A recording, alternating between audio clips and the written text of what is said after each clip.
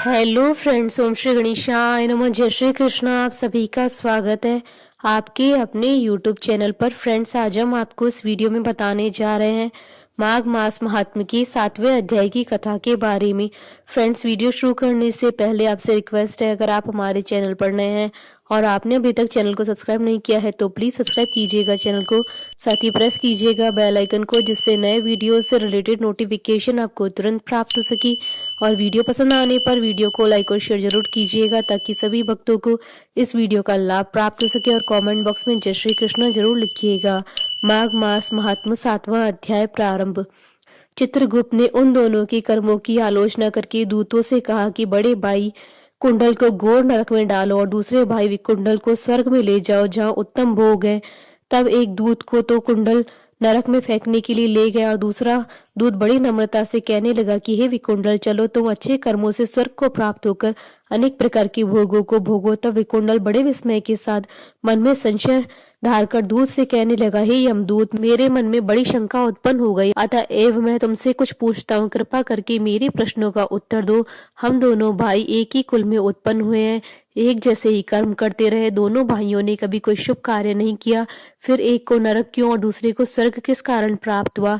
मैं अपने स्वर्ग में आने का कोई कारण नहीं देखता। तब यमदूत कहने लगा कि हे विकुंडल, माता पिता पुत्र पत्नी भाई बहन से सब संबंध जन्म के कारण होते हैं और जन्म कर्म को भोगने के लिए ही प्राप्त होता है। जिस प्रकार एक वृक्ष पर अनेक पक्षियों का आगमन होता है, उसी तरह इस संसार में पुत्र भाई माता पिता का भी संगम होता है।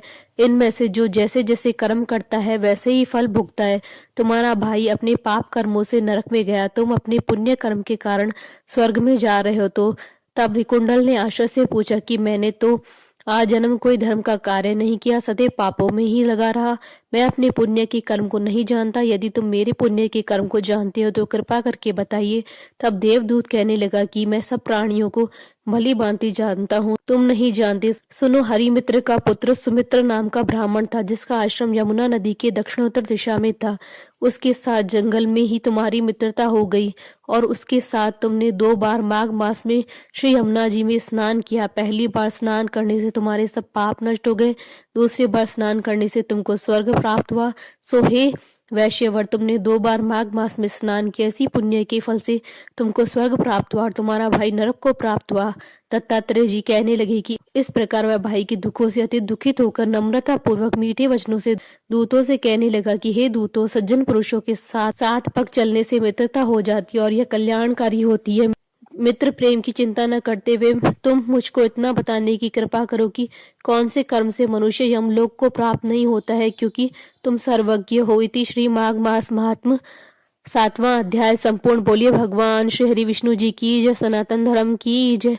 हमारे साथ इस वीडियो में अंत तक बने रहने के लिए आपका धन्यवाद। ओम श्री गणेशाय नमः। जय श्री कृष्ण।